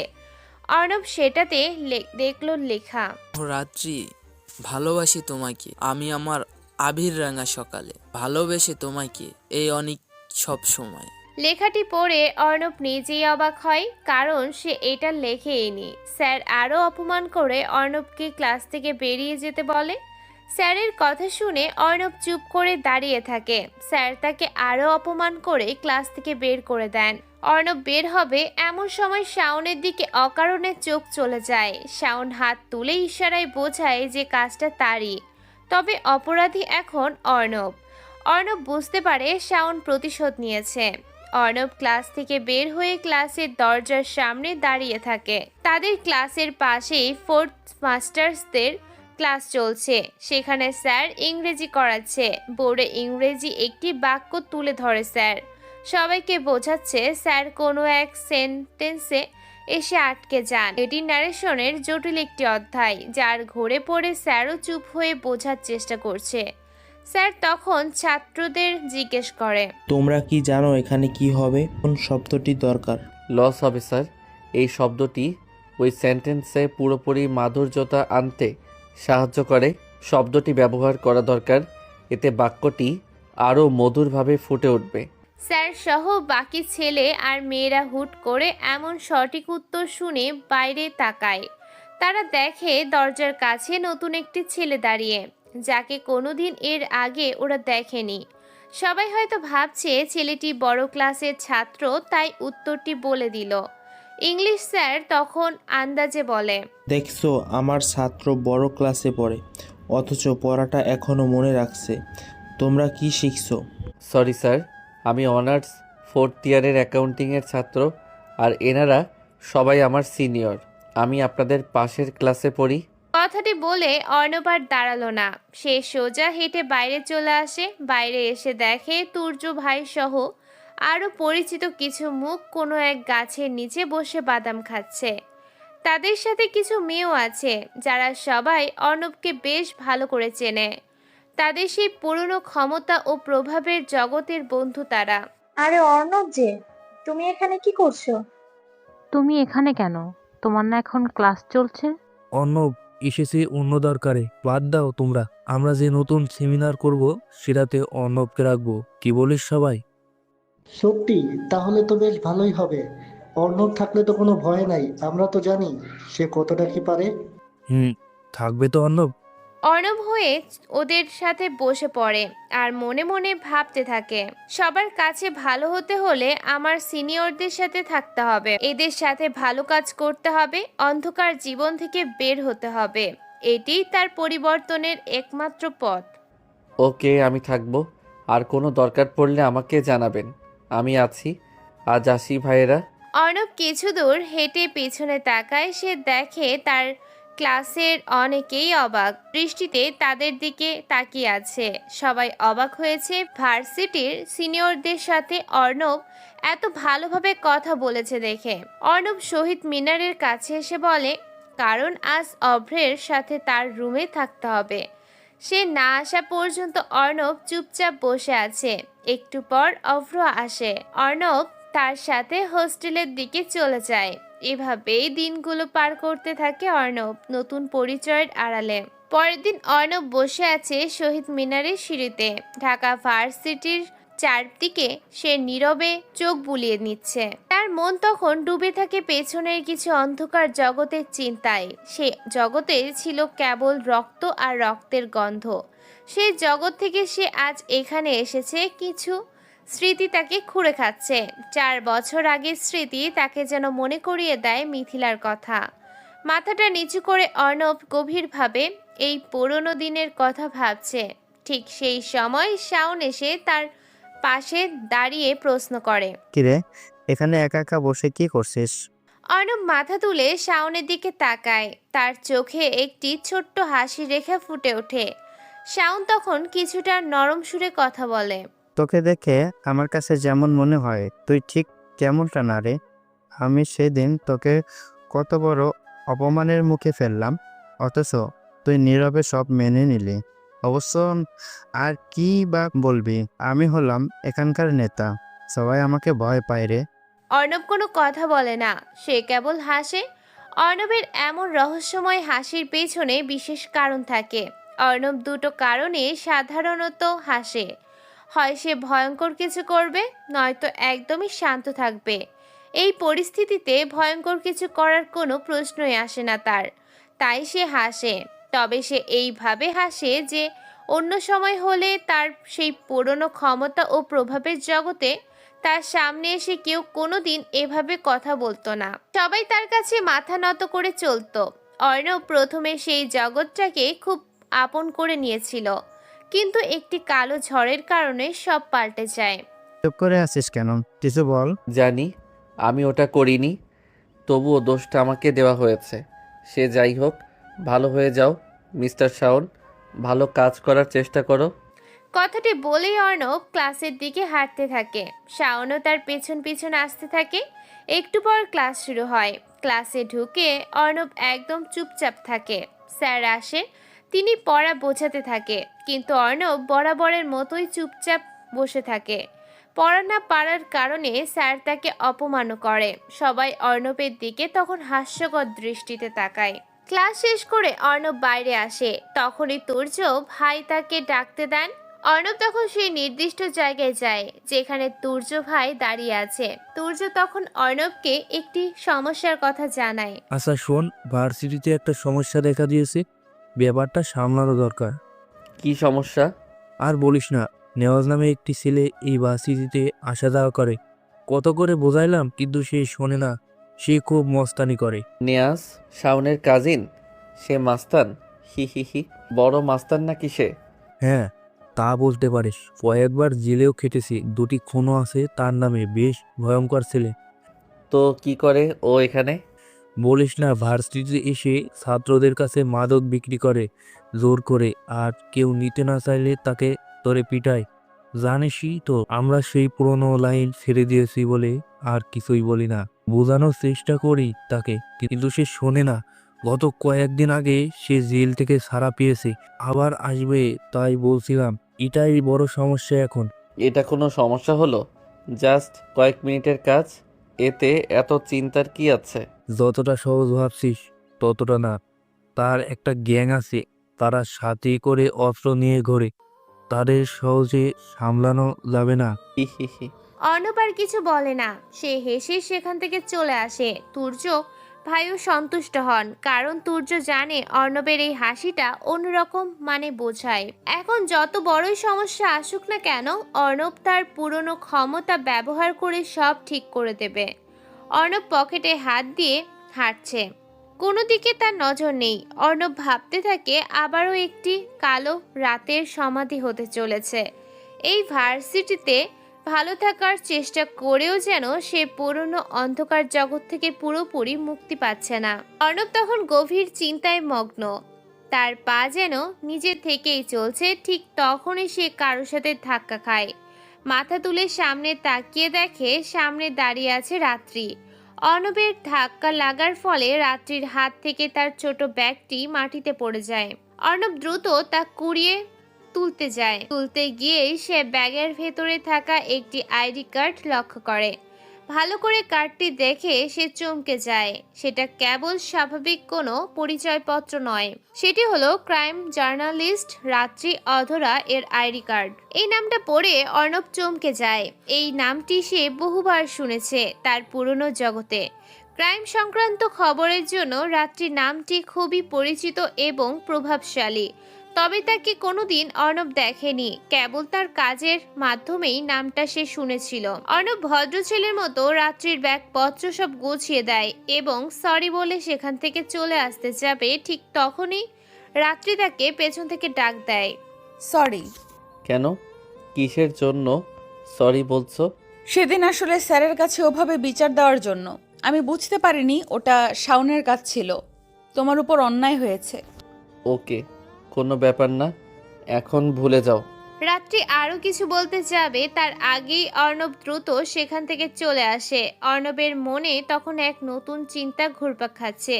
সে মনে মনে ভাবে কেবলই সেই এখানে আত্মগোপন করে নেয়। তার সাথে আরও একজন আছে রাত্রি। এই মেয়েটি একজন ক্রাইম জার্নালিস্ট এবং সম্ভবত কোনো বিশেষ অনুসন্ধানে সে এখানে এসেছে। অর্ণব নিজেকে আরো বেশি সতর্ক করার কথা ভাবে, তাকে এড়িয়ে চলতে বলে। এদিকে অর্ণবের এমন ব্যবহারে রাত্রি বেশ অবাক হয়। অবাক হওয়ারই কথা, কারণ ভার্সিটির সব ছেলেই তার সাথে কথা বলতে ব্যস্ত থাকে, তার মনোযোগ আকর্ষণের চেষ্টা করে। আর অর্ণব নামের এই ছেলেটি কিনা কোনো কথাই বলল না, উল্টো কথা শেষ হওয়ার আগেই চলে গেল। কি এমন ভাব ওর? কি আছে তার মধ্যে? রাত্রি সব সময় অর্ণবকে খেয়াল করে দেখে। সে ক্লাসের কারোর সাথে মেশে না, কারোর সাথে কথা বলে না, কিন্তু সে বড়দের সাথে বেশি মেশে। তুর্য ভাই সহ সিনিয়রদের সাথে তাকে হাসতে এবং কথা বলতে দেখা যায়। কি এমন আছে এই ছেলেটির মধ্যে? রাত্রি ভাবতে ভাবতে তার বান্ধবীদের কাছে যায়। আর এদিকে অর্ণব ভাবতে থাকে সেই মাস্তান নেওয়াজের কথা। কে এই নেওয়াজ? ভার্সিটিতে দিনের বেলায় এমন ক্রাইম করে চলে। তবে কি এই নেওয়াজের ব্যাপারেই রাত্রি জার্নালিস্ট এখানে এসেছে? হয়তো নেওয়াজকে নিয়েই সে কোনো অনুসন্ধান করছে। এইসব ভাবতে ভাবতে অর্ণব অভ্রর মেসে পৌঁছায়। সেখানে গিয়ে সে নেওয়াজ এবং রাত্রির বিষয়ে তার পরবর্তী পদক্ষেপের পরিকল্পনা শুরু করে। পরের দিন একটু তাড়াতাড়ি অর্ণব ভার্সিটিতে যায়। রাত্রির ওপর বিশেষ নজর রাখতে হবে, কিন্তু সারাদিন সে অনুসরণ করেও সেরকম কোনো অস্বাভাবিক কিছু খুঁজে পায় না। অর্ণব সবটা সময় রাত্রিকে ফলো করে তার দিকে তাকিয়ে থাকে। রাত্রি এই ব্যাপারটা বেশ বুঝতে পারে যে অর্ণব তাকে দেখছে। অর্ণব ক্লাসের দিকে যাবে, ঠিক তখনই রাত্রি তাকে ডাক দেয়। এই যে শোনো। কিছু বলবেন? আমাকে ওভাবে দেখছিলে কেন? আপনি কি আমার পেছনে লেগেছেন নাকি? সৌন্দর্যকে সবাই তার চোখের দৃষ্টির তৃপ্তি না মেটা অবধি দেখে। আমি শুধু দেখছিলাম। তাই নাকি? আপনার কথাবার্তা কিন্তু বেশ জটিল। কথাগুলো শেষ হতে না হতে একটি বড় জিপ গাড়ি ভার্সিটির ভেতরে ঢোকে। সাথে সাথেই ভার্সিটির সব ছাত্র ছাত্রীরা যেন এক ঝড়ে সব হারিয়ে গেছে। সবাই যে যার মতো দৌড়ে লুকিয়ে পড়ে। ভার্সিটিটা যেন একদম ফাঁকা মনে হয়। গাড়ি থেকে কালো রেইনকোট পরা ছেঁড়া ছেঁড়া প্যান্টের কম্বিনেশনে একজন লম্বা চুলের ব্যক্তি নামলো। তাকে দেখে সবার মধ্যে আতঙ্ক ছড়িয়ে পড়ল। রাত্রি তখন দ্রুত অর্ণবকে বলে, এখান থেকে চলো, নেওয়াজ এসেছে, এক্ষুনি চলে যাও। কথাটি শেষ করতে না করতেই রাত্রি দ্রুত সেখান থেকে চলে যায়। অর্ণব সেখানেই দাঁড়িয়ে থাকে। নেওয়াজ সোজা অর্ণবের দিকে হেঁটে আসে। নেওয়াজ অর্ণবকে ভালোভাবেই দেখতে থাকে। এখন সারা মাঠে কেবল নেওয়াজ আর অর্ণব রয়েছে। অর্ণবও নেওয়াজের দিকে বেশ ভালোভাবে তাকায়। দূর থেকে তুর্য ভাইরা সবাই এই দৃশ্য দেখছে। তারা ভাবছে আজ কিছু একটা হবে। নেওয়াজ তার ঠোঁটে সিগারেট ধরিয়ে তাতে আগুন জ্বালাতে জ্বালাতে অর্ণবকে জিজ্ঞেস করে, কিরে সবাই চলে গেল, তুই কেন যাস নাই? সাহস দেখাস নাকি? দূর থেকে তুর্য ভাইরা সবাই এটা দেখছে। তারা ভাবছে অর্ণব এবার কি করে। নেওয়াজ আবার অর্ণবকে বলে, কথা বলিস না কেন? নতুন নতুন ভাব দেখাচ্ছিস। তুই কি নতুন এখানে? হুম। তাহলে আর জানবে কি আমার ব্যাপারে? সরে যা বলছি। কি সিংহকে জানার জন্য তার এলাকায় চলাচলের দরকার পড়ে না। দূর থেকে তার গর্জন শুনে আন্দাজ করা যায় সে কতটা হিংস্র। অর্ণবের এমন জটিল কথা শুনে নেওয়াজ সিগারেট খাওয়া থামিয়ে দেয়। সে অর্ণবের দিকে কড়া দৃষ্টিতে চেয়ে থাকে। অর্ণব চলে আসতে যাবে, ঠিক তখনই নেওয়াজ অর্ণবের ডান হাতটি শক্ত করে ধরে ফেলে। অর্ণব মুচকি এসে আলতো করে হাতটি ছাড়িয়ে নেয়। নেওয়াজ তখন ড্রাগসের প্যাকেট বের করে বলে, ড্রাগস নিবি? ভার্সিটি তো এখন এটাই চলে। এটা শিক্ষা প্রতিষ্ঠান, এখানে এসব দরকার পড়ে না, দরকার হয় কলমের। আশা করি আপনি বুঝতে পেরেছেন। এত জ্ঞান দিচ্ছিস কেন? কোমরে এটা দেখেছিস? এটার কথা জানিস? নেওয়াজ অর্ণবকে তার কোমরে থাকা একটি ছোট্ট আকারের পিস্তল দেখায়। অর্ণব তখন জোরে হেসে দেয়। সবাই সেদিকেই তাকিয়ে আছে, কারণ নেওয়াজ যখন আসে তখন সবাই ভয়ে থাকে। আর তার সামনে কিনা নতুন এই ছেলেটি এভাবে কথা বলছে। অর্ণবের হাসি দেখে নেওয়াজ অবাক চোখে তাকায়। নেওয়াজ তখন শান্তভাবে জিজ্ঞেস করে, নাম কি তোর? নামটা না হয় অজানা থাকুক, পরে কোনো এক সময় পরিচিত হব আমরা। তোকে তো এখানেই মেরে দেবো আমি। সাহস কত? কথাটি শেষ করতে না করতেই নেওয়াজের একটি ফোন আসে। নেওয়াজ কলটি রিসিভ করার পর অর্ণবের থেকে কিছুটা সরে আসে, কারণ সে কল দিয়েছিল। সে হলো নেওয়াজের বাসার দারোয়ান। সে জানায় কে বা কারা যেন নেওয়াজের বাচ্চা আর স্ত্রীকে বেঁধে রেখেছে তার বাসাতেই। নেওয়াজের চোখ তখন রাগে আর বিস্ময়ের বড় হয়ে যায়। অর্ণব তখন মুচকি হাসে। নেওয়াজ রাগের সাথে বলে, আজ বেঁচে গেলি, পরে তোর খবর আছে। হি। সুযোগ একবার আসে, বারবার না, আর কখনোই দ্বিতীয়বার সুযোগ দেয় না। তবে রে শালা। নেওয়াজ কথাটা বলে অর্ণবের দিকে এগিয়ে আসে। অর্ণব আর দেরি করে না, নেওয়াজের কোমর থেকে পিস্তলটা টেনে বের করে। সেটা ঠিক করে ট্রিগারে একটা চাপ দেয়। নেওয়াজের কপালে গুলি লাগে। নেওয়াজ সেখানেই মারা যায়। এমন ঘটনার আকস্মিকতায় পুরো ভার্সিটি একদম থমকে যায়। শহরে বড় মাস্তান নেওয়াজকে মেরে ফেলেছে অর্ণব। সবাই ভয়ে যেন সরে গেছে দুহাত। রাত্রি ধীর পায়ে এগিয়ে আসে। তার মুখটা তখন ধীর প্রতিজ্ঞায় কঠিন। পেছন থেকে অর্ণবের একদম কাছে এসে সে স্থির হয়ে দাঁড়ায়। রাত্রি তার কাঁধের ব্যাগ থেকে দ্রুত একটি ছোট পিস্তল বের করে, যা সে এতদিন গোপনে বহন করত। পিস্তলটি অর্ণবের দিকে তাক করে ধরে সে কর্তৃত্বের সুরে বলে, হ্যান্ডস আপ। একটুও নাড়ার চেষ্টা করবে না, না হলে তোমাকে এক্ষুনি গুলি করা হবে। মাস্তান জগতের রাজা অর্ণব জুবায়ের, তোমাকে আমি গ্রেফতার করছি। রাত্রির মুখে নিজের আসল নাম এবং পরিচয়ের কথা শুনে অর্ণব ঘুরে তাকায়। তার চোখে তখন বিস্ময় নেই, আছে কেবল এক গভীর রহস্য। অর্ণব শব্দ করে হাসে। তার সেই হাসি যেন পুরো ভার্সিটির নীরবতা ভেঙে দেয়। দূর থেকে যারা এই দৃশ্য দেখছে তারা থমকে যায়। অর্ণব হাসতে হাসতে বলে, ওয়েলকাম সিবিআই অফিসার রাত্রি আহমেদ। অধরা, কি ভেবেছিলে আমি তোমার কথা জানি না? তোমার পরিচয় গোপন থাকবে? অর্ণবের কথা শুনে রাত্রির চোখ বড় হয়ে আসে। তার মুখে ফুটে ওঠে চরম বিস্ময়। সে এত গোপন পরিচয় নিয়ে কাজ করছে, ফেক পরিচয়পত্র বানিয়েছে, তবুও এই ছেলেটি তাকে চিনে ফেলেছে। ও, তাহলে তুমিও আমাকে চিনে ফেলেছো? ভালো, চলো তাহলে খেলাটা এবার শেষ করি। আর গত 4 বছর ধরে আমি তোমার পেছনে পড়ে আছি। তোমাকে ধরার কোনো ক্লু খুঁজে পাচ্ছিলাম না, অথচ তুমি আমার চোখের সামনেই ছিলে এতদিন। অনেক লুকোচুরি হয়েছে, এবার তোমাকে কেউ বাঁচাতে পারবে না। আমাকে ধরতে পারবে না তুমি। আমার মিশন শেষ হয়নি। 4 বছর অপেক্ষা করেছো। 4 বছর আগে আমি কে ছিলাম সেটা কি দেখোনি, নাকি ভুলে গেছো সেই রাতের কথা? 4 বছর আগে তুমি তৎকালীন স্বরাষ্ট্রমন্ত্রী সাব্বির রহমানকে গুলি করেছো। তোমার একমাত্র দুর্বলতা ছিল মিথিলা। তাকে সাব্বিরের লোক এই শাওনেরা তুলে নিয়ে যায়। আমি জানতাম মিথিলাকে এবং তোমাকেও তারা মেরে ফেলেছে, কিন্তু তুমি সেদিন মরনি। কিভাবে বেঁচে ফিরে এলে তুমি? সেটাই তো আমার বিস্ময়। রাত্রির কথায় অর্ণব শব্দ করে হাসে। সে দেখে দূরে শাওন ও তার বন্ধুরা ভয়ে জড়সড় হয়ে দাঁড়িয়ে আছে। তারা ভয়ে আছে, তারা ভয়ের কাছে আসার সাহস পাচ্ছে না, কারণ তারা জানে 4 বছর আগে তারা অর্ণবকে মারতে চেয়েছিল। সেই রাতের কথা তাদের মনে আছে। অর্ণব কিভাবে শাওনের ছোট ভাইকে তাদের সামনেই জবাই করে প্রতিশোধ নিয়েছিল। শাওন তারপর থেকে অর্ণবকে খুঁজেছে এবং বিশ্বাস করেছিল যে তারা সেদিন অর্ণবকে মেরে ফেলেছিল। কিন্তু কিভাবে অর্ণব বেঁচে এখানে ফিরে এসেছে? তবে কি শাওনদের জন্যই অর্ণব আবার ফিরে এসেছে? এই কথাটা ভাবতেই শাওনদের যেন গলা শুকিয়ে যায়। অর্ণব তার হাসি থামিয়ে দেয়, তার চোখে তখন আগুন ঝরে। ধীরে ধীরে সে তার অতীতের কথা বলতে থাকে। 4 বছর আগে আমি স্বরাষ্ট্রমন্ত্রীর হয়ে কাজ করতাম। আমি ছিলাম তার ছায়া, কিন্তু শালা সাব্বির আমার সাথে বেইমানি করে। আমার জীবনের সবথেকে মূল্যবান সম্পর্কটা সে কেড়ে নিতে চেয়েছিল।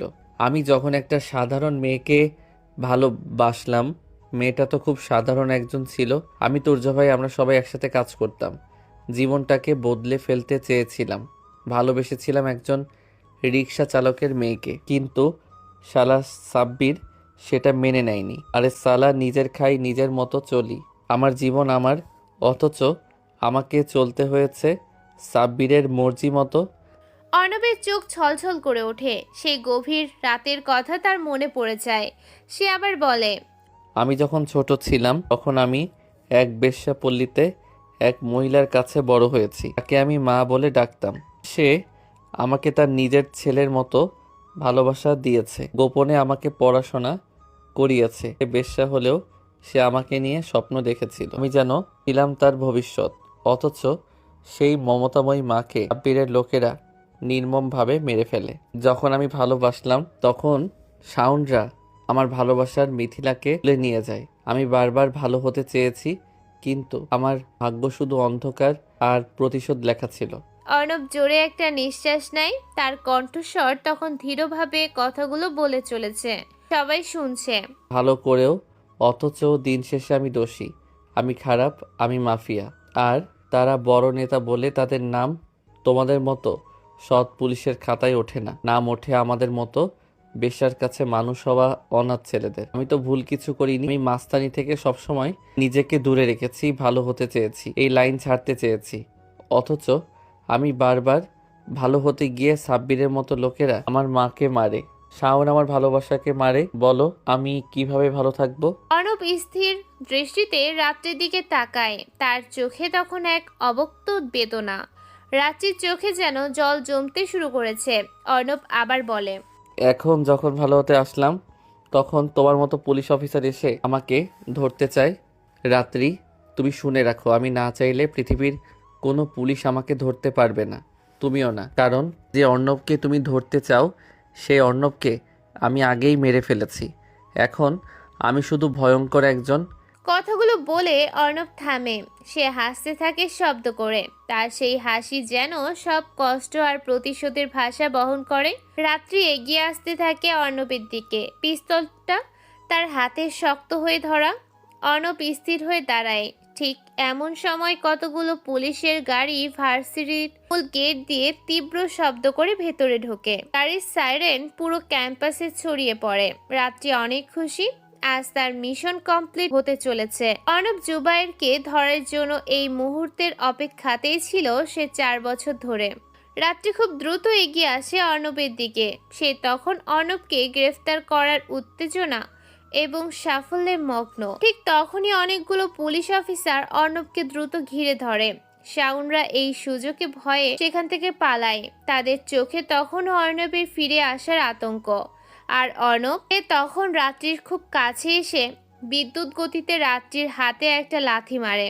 রাত্রির হাত ফসকে পিস্তলটা মাটিতে পড়ে যায়। অর্ণব এক মুহূর্ত দেরি না করে রাত্রিকে এক হাত দিয়ে পেঁচিয়ে ধরে। এরপর নিজের হাতে লুকানো পিস্তলটা বের করে রাত্রি মাথার দিকে তাক করে ধরে এবং পুলিশ অফিসারদের উদ্দেশ্য করে কঠিন কণ্ঠে বলে, কেউ যদি এক পাও এগিয়েছিস, তোদের এই অফিসারকে আমি এখানেই মেরে ফেলবো। সবাই হাত থেকে পিস্তল ফেলে দে এখনই।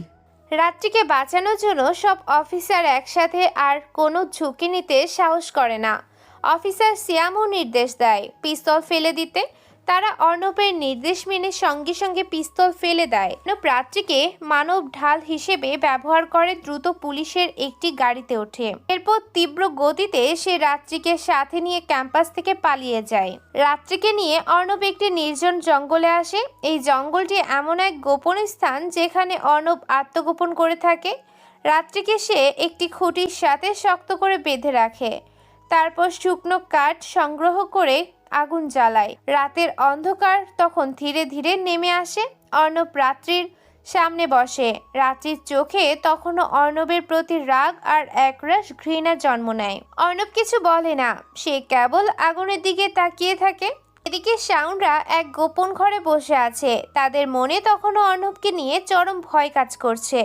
তারা কিছুতেই বুঝতে পারছে না অর্ণব কিভাবে বেঁচে ফিরল। 4 বছর আগে অর্ণবকে মারার মিশনে শাওন নিজেই অর্ণবের পেটে ছুরি মেরেছিল। সে অর্ণব তারই সামনে ফিরে এসেছে, অথচ তারা চিনতে পারেনি। তাদের মাথায় তখনও কাজ করছে না কোনো। শাওন, অর্ণব ফিরে এসেছে। আমরা কেউ বাঁচব না, আমাদের সবাইকে মরতে হবে, আমি নিশ্চিত। আরে থাম তো, অর্বন বেঁচে ফিরলো কিভাবে? এটা আমার মাথায় আসছে না। আমরা তাকে শেষ করেছিলাম। যেভাবেই হোক সে ফিরে এসেছে, আমাদের মারতেই হবে। এখন কি হবে? পুলিশও অর্ণবকে থামাতে পারবে না, সে একজন খুনি। তোরা এমন ভয় পাচ্ছিস কেন? আমি আছি তো, অর্বনকে আবার শেষ করব। এবার আমরা আরো সতর্ক থাকবো। কিন্তু কিভাবে? এবার তো অর্ণবের কোনো দুর্বলতা নেই। আগের বার তার মিছিলে ছিল। রাষ্ট্রমন্ত্রী সাব্বির আঙ্কেলকে মারার পর আমরাই তো ছিলাম নেওয়াজ ভাইয়ের কাছের লোক। নেওয়াজ ভাই আমাদেরকে অর্ণবকে মারতে তো পাঠিয়েছিল। অর্ণবকে না পেয়ে মিথিলাকে তুলে আনি। কিন্তু এবার কি হবে জানি না, কিন্তু এই শালা অর্বন আমাদের বড় ভাই নেওয়াজকে সবার সামনে মারলো। নেওয়াজের মতো লোকেও সে ছাড়লো না। ওকে মারতেই হবে। কোনো প্ল্যান আসছে না মাথায়, কি করি বল? কেউ কোনো কথা বলে না। তবে সবার মনে অর্ণবকে নিয়ে ভয় আর আতঙ্ক এমনভাবে বাসা বেঁধেছে যে তারা আর স্বাভাবিক চিন্তা করতে পারছে না। তাদের মনে পড়ে অর্ণব স্বরাষ্ট্রমন্ত্রী সাব্বিরকে মারে তার পালিত মায়ের জন্য। সে মিথিলাকে ভালোবাসতো। নেওয়াজ মিথিলাকে সরাতে চেয়েছিল, কিন্তু অর্ণব তা বুঝে যায়। মিথিলাকে সে বাঁচাতে পারেনি। শাওনরা মিথিলাকে নির্যাতন করে মেরে ফেলেছিল অর্ণবের সামনেই। 4 বছর আগে তারা যে চরম ভুলটা করেছিল, সেই ভুলের পরিণতি যেন ফিরে এসেছে আবার। কি করবে তারা? কোনো দিশা খুঁজে পায় না। ওদিকে অর্ণব জঙ্গলে রাত্রির জন্য বাইরে থেকে খাবার এনেছে। বিরিয়ানির একটি প্যাকেট সে রাত্রির দিকে এগিয়ে দেয়। রাত্রি তখনও রাগী চোখে তাকিয়ে আছে অর্ণবের দিকে। অর্ণব তখনও শান্তভাবে বলে, এভাবে তাকিয়ে থেকে লাভ নেই। পেটে ক্ষুধা থাকলে খেয়ে নাও। দেখো পুলিশ অফিসার, আমার তোমার সাথে কোনো শত্রুতা নেই। তোমাকে আমি কেবল ব্যবহার করেছি। আমার কাজ শেষ না হওয়া পর্যন্ত তোমাকে আমার দরকার। এরপর আমি নিজেই ধরা দেব। তুমি আমার শেষ অস্ত্র। তুমি অনেক খারাপ অর্ণব। তোমার হৃদয় বলে কিছু নেই। তুমি একজন ঠান্ডা মাথার খুনি। কেন? তোমার সাথে প্রেম করে ছ্যাঁকা দিয়েছি নাকি? তাহলে তো খারাপই হতাম। তোমাকে ধরার জন্য আমাকে অনেক কিছু করতে হয়েছে, কিন্তু তুমি অনেক চালাক ছিলে। তোমার এই চালাকি তোমাকে ফাঁসাবে। সেটা আমি জানি। এখন ভালো মেয়ের মতো খেয়ে নাও। থাক, তোমার হাত খোলা যাবে না। আমি খাইয়ে দিচ্ছি। এরপর আমাদের অনেক কথা আছে। অর্ণব বিরিয়ানির প্যাকেট নিয়ে রাত্রির কাছে আসে। রাত্রির মুখের সামনে খাবার বাড়িয়ে দেয়। রাত্রি প্রথমে মুখ খোলে না, কিন্তু অর্ণব একটু ধমকের সুরে ঝাড়ি দিতেই রাত্রি বাধ্য হয়ে মুখ খোলে আর অর্ণব তার গালে খাবার তুলে দেয়। অর্ণব রাত্রিকে খাবার খাইয়ে দেয়। অর্ণবের দিক থেকে এক মুহূর্তের জন্য রাত্রির চোখ সরায় না। সে অপলক দৃষ্টিতে অর্ণবকে দেখেছিল। এভাবে এত যত্ন করে, এত মনোযোগ দিয়ে কখনো কেউ রাত্রিকে যত্ন করেনি। রাতের হিমেল হাওয়া বইছে। রাত্রির বেশ শীত লাগছে শুরু থেকে। অর্ণব তা বুঝতে পারে। অর্ণব তখন তার গা থেকে শার্টটি খুলে রাত্রির গায়ে পরম মমতায় পেঁচিয়ে দেয়। অর্ণব রাত্রির একদম কাছে এসে বসে। রাত্রির চোখ বড় বড় করে তাকিয়ে থাকে ওর দিকে। অর্ণব তখন রাত্রিকে আলতো করে নিজের কাছে টেনে নেয়, জড়িয়ে ধরে। রাত্রি প্রথমে কিছুটা ইতস্তত করে, যেন এই অপ্রত্যাশিত উষ্ণতা সে সহজে মেনে নিতে পারছে না, কিন্তু পরক্ষণেই সে নিজেকে স্বাভাবিক করে নেয়। অর্ণবের উষ্ণতায় রাত্রির আর শীত লাগে না। অর্ণব রাত্রিকে শক্ত করে জড়িয়ে ধরে তার অতীতের সেই গোপন আর ভয়াবহ কথাগুলো বলতে শুরু করে। আমি মিথিলাকে ভালোবাসতাম। সে ছিল গরিব রিক্সা চালকের মেয়ে। একদিন স্বরাষ্ট্রমন্ত্রী সাব্বির আমাকে গুলি করে। আমি প্রায় মরে যাচ্ছিলাম। রাস্তার পাশে পড়েছিলাম এক রাতে। সেই রাতে মিথিলা আমাকে তার বাবার রিকশায় করে ওদের বাড়িতে নিয়ে যায়। আমাকে অনেক সেবা করে, সে সুস্থ করে তোলে। মিথিলার সেই মমতাময়ী সেবাতেই আমি তাকে ভালোবেসে ফেলি। মিথিলাও আমাকে ভালোবাসে। অর্ণবের কণ্ঠস্বর তখন আবেগ আর যন্ত্রণায় ভারী হয়ে আসে। সে কাঁদছে। অর্ণব আবারও বলে, আমাদের দুজনের প্রেম সবার আড়ালে ভালোই চলছিল। আমি সে অন্ধকার জীবন ছেড়ে দিয়েছিলাম, কিন্তু মিথিলাকে মরতে হয় কেবল আমার জন্য। 4 বছর আগে শাওনরা নেওয়াজের কথা মতো মিথিলাকে তুলে নিয়ে যায়। তাদের উদ্দেশ্য ছিল আমাকে চরম আঘাত করা। আমার সামনে মিথিলাকে ওরা ধর্ষণ করে। আমি কিছুই করতে পারছিলাম না। ওরা আমার ভালোবাসার মানুষকে অনেক কষ্ট দেয়। নিজেকে তখন সামলাতে পারছিলাম না আমি। ওরা আমাকে পিছন থেকে ছুরি দিয়ে আঘাত করে। আমার পেটে পিঠে ছুরি মারে ওরা। আমি জ্ঞান হারাই। যখন জ্ঞান ফেরে তখন দেখি আমি একা। মিথিলাকে আমি চিরতরে হারিয়ে ফেলি। রাতে আমি বেঁচে যাই। অনেক কষ্টে নিজেকে সুস্থ করি। নিজেকে এখানে আনতে, প্রতিশোধের চূড়ান্ত জায়গায় পৌঁছাতে আমার 4 বছর সময় লাগে। এই 4 বছরে নিজেকে আমি এত বেশি পরিবর্তন করেছি যে কেউ আমাকে চিনতে না পারে। আমি ছিলাম এক মৃত মানুষ। অর্ণব রাত্রির দিকে তাকায়। তার চোখে তখন এক গভীর আবেদন দেখা যাচ্ছে। অর্ণব বলে, রাত্রি, তোমার কাছে আমার একটি অনুরোধ। আমার মিশন শেষ না হওয়া পর্যন্ত দয়া করে আমাকে ধরবে না। আমি নিজেই ধরা দেব ওদের সবাইকে শেষ করে। তুমি আমাকে সেই সুযোগটা দাও। আমি চাই ন্যায় বিচার হোক। রাত্রি কোনো কথা বলে না, কেবল চোখ ড্যাব ড্যাব করে তাকিয়ে থাকে অর্ণবের দিকে। তার চোখে তখন ঘৃণা নয়, বরং এক ধরনের সহানুভূতি আর বিশ্বাস কাজ করছে। অর্ণব আবার তাকায় রাত্রির দিকে। সে মুচকি হাসে। মেয়েটাকে তখন দেখতে খুব ইনোসেন্ট লাগছে। অর্ণব রাত্রিকে আরো শক্ত করে জড়িয়ে ধরে। রাত্রি অর্ণবের বুকে মাথা রেখে চোখ বন্ধ করে, যেন এমন পরম শান্তি আর নিরাপদ আশ্রয় সে এর আগে কখনো পায়নি।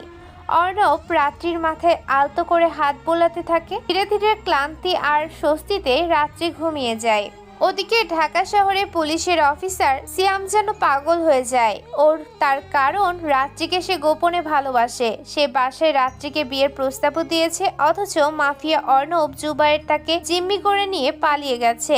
অর্ণবকে কোথায় পাবে সে সব অফিসারদের ডাকে। রাগে গজগজ করতে করতে সবাইকে নির্দেশ দেয়। সিয়ামের নির্দেশে সব অফিসার অর্ণবকে খুঁজতে বেরিয়ে পড়ে। সিয়াম তখন শহরের যত মাফিয়া আছে সবাইকে ডাকে। অর্ণবের ঠিকানা জানার চেষ্টা করে, কিন্তু অর্ণবের ভয়ে কেউ মুখ খুলতে চায় না। কারণ অর্ণব এই 4 বছরেও নিজেকে আরো ভয়ঙ্করভাবে তৈরি করেছে। তার নেটওয়ার্ক এখন আরো বেশি শক্তিশালী এবং দুর্ভেদ্য। সবাই জানে অর্ণবের সাথে লাগলে মৃত্যু নিশ্চিত। রাত্রি তখনও খুঁটির সাথে বাঁধা অবস্থায় বসে আছে। তার ঘুম ভাঙতেই সে দেখে চারপাশে শাওনেরা দাঁড়িয়ে আছে। সকাল হয়ে গেছে। রাত্রির চোখে মুখে মুহূর্তেই ভয় নেমে আসে। শাওনেরা এখানে কিভাবে এলো, আর অর্ণব কোথায় গেল? তাকে কোথাও দেখা যাচ্ছে না। শাওন ধীর পায়ে রাত্রির কাছে এগিয়ে আসে। শাওনের হাতে তখন একটি পিস্তল। সে রাত্রিকে ব্যঙ্গ করে কথাগুলো বলে, কিরে, তোর বয়ফ্রেন্ড কোথায়? সালা, আমাদেরকে এখানে আসতে বলে পালিয়েছে। চারপাশে তাকিয়ে দেখ, আমার কত লোক এখানে দাঁড়িয়ে আছে। সে তোকে রেখে পালিয়ে গেছে। হারামি লুজার একটা। এখন বল, সে কোথায়? রাত্রির চারপাশে তাকায়। 20 জনেরও বেশি ছেলে তাদের ঘিরে দাঁড়িয়ে আছে, কিন্তু অর্ণব কোথায়? সারা রাত সে তো অর্ণবের বুকের সাথে লেপ্টে ছিল। এখন অর্ণব কোথায় গেল? রাত্রির বুক তখন ধুকধুক করছে। তার অনেক ভয় লাগতে শুরু করেছে। সে কি করবে তা বুঝতে পারছে না। সাহস করে রাত্রি কঠিন গলায় উত্তর দেয়, তোরা এখানে এসেছিস কেন? একটা ক্ষুধার্ত হায়নার সামনে যতগুলো লোকই আসুক না কেন, সে তোদেরকে এমনভাবে মারবে যে তোরা নিজেরাও তোদের লাশ চিনতে পারবি না। সাহস থাকলে অপেক্ষা কর। অনেক কথা ফুটেছে দেখছি। এক রাতের মধ্যে সব হয়ে গেছে নাকি? আমাদের কেউ দিবি নাকি? তামিম থাম, এটা সাধারণ কোনো মেয়ে না। এ পুলিশ অফিসার। সমস্যা আছে। ওকে স্পর্শ করিস না, হয় একেবারে মেরে ফেল, নয়তো বাজে কিছু করবে না। ওর সাথে বেশি কথা না বলাই ভালো। এমন সময় ঠাস করে একটি সাইলেন্সারের শব্দ হয়। পরপর 5 জন লোক মাটিতে পড়ে যায়। শাওনেরা ঘাবড়ে গিয়ে দ্রুত ঘুরে তাকায়। কে যেন দূর থেকে সাইলেন্সার লাগানো স্নাইপার রাইফেল দিয়ে ওদের লোকদের টার্গেট করে মারছে। কিছু বোঝার আগেই আবার 10 জন লোক মাটিতে পড়ে যায়। 1 মিনিটের মধ্যে 15 জন লোক মাটিতে লুটিয়ে পড়ে। তাদের সবার কপালে নির্ভুলভাবে গুলি লেগেছে। সবাই সঙ্গে সঙ্গে মরে গেছে। বাকি আছে 5 জন সঙ্গী আর সাউন্ডের দলের 4 জন। ঠিক এমন সময় অর্ণব ধীর পায়ে এগিয়ে আসে দূর থেকে। তার হাতে তখনও সিগারেট জ্বলছে, হাতে তার একটি MP5 সাব মেশিন গান। সে শান্ত পায়ে হেঁটে এসে সাউন্ডের সামনে দাঁড়ায়। তার চোখে তখন কোনো উত্তেজনা নেই, আছে কেবল শীতলতা। অর্ণব ওদের দিকে তাকিয়ে শব্দ করে হাসতে থাকে। সেই হাসি দেখে ওরা ভয়ে আরো দূরে সরে যায়। অর্ণব সিগারেট কয়েকটা গভীর টান দেয়। বাতাসে তখন এক অন্যরকম থমথমে ভাব। বৃষ্টি আসবে হয়তো, দূরে কোথাও বৃষ্টি হচ্ছে। অর্ণব তখন শান্ত কিন্তু কঠিন কণ্ঠে কথাগুলো বলে। কি ভেবেছিলি তোরা আমাকে আবার মারবি? সেদিন ছিল আমার হারানোর ভয়, আমার মা, আমার মিথিলাকে হারানোর ভয়। আজ আমার ছাড়া নিজেকে হারাবার ভয় নেই। আমি এখন মুক্ত। রাত্রির এখানে প্রয়োজন নেই। ওর হাতের বাঁধন খুলে দে, সে চলে যায়। তোদের সাথে আমার ব্যক্তিগত বোঝাপড়া আছে, তোর কোনো ক্ষতি হবে না। রাত্রি, ওই অর্ণব, একদম কাছে আসবি না, রাত্রিকে মেরে ফেলবো কিন্তু। দাঁড়িয়ে আছিস কেন? মেরে ফেল। ও আমার কি হয়? কিছুই না, আমারই তো ভালো। সে মরে গেলে পুলিশ তখন আমার নয়, তোদের পিছনে পড়বে। সে এমনিতেই আমাকে থানাতে নেওয়ার জন্য 4 বছর ধরে পড়ে আছে। সে মরলে আমারই সুবিধা। মারিস না কেন? দেখ, সত্যি সত্যি কিন্তু মেরে ফেলবো। তুই শালা আমাদের জীবনে বয়ের একমাত্র কারণ। 4 বছর অনেক ভালো ছিলাম, তুই আবার আমাদের জীবনটা নরক বানিয়ে দিয়েছিস। আমরা তোর জন্য শান্তিতে ঘুমাতে পারি না। আর আমার জীবনটা? আমি তো তোদের কোনো ক্ষতি করিনি, তাহলে তোরা কেন আমার পিছনে পড়েছিলি? কেন আমার মাকে মারলি? কেন মিথিলাকে মারলি? তোদেরকে বাঁচতে দেব না আমি, তোরা মরবি। অর্ণবের কথা শুনে হাসান তার কোমর থেকে একটি ধারালো ছুরি বের করে রাত্রির দিকে এগিয়ে আসে। অর্ণব হাসতে হাসতে তার হাতে থাকা গানটি হাসানের বুক সোজা তাক করে ধরে। কিছু বোঝার আগেই অর্ণব ফায়ার করে। হাসানের বুক ঝাঁঝরা করে দেয় বুলেট। হাসান সিটকে দূরে পড়ে যায়। শাওনেরা ভয়ে আর এগিয়ে আসে না। অর্ণব তখন ধীর পায়ে রাত্রির কাছে আসে, তার হাতের বাঁধন খুলে দেয়। সে রাত্রিকে বলে, চলে যাও এখান থেকে, এখন দ্রুত চলে যাও। আমি দেখা করব আমার কাজ শেষে। কিন্তু রাত্রি যেতে চায় না। সে অর্ণবের হাত ধরে। অর্ণব তাকে শান্তভাবে সরিয়ে দেয়। অর্ণব তার দিকে তাকিয়ে কেবল বলে, যাও। ঠিক এমন সময় 5 জন ছেলে অস্ত্র হাতে অর্ণবের সামনে এসে দাঁড়ায়।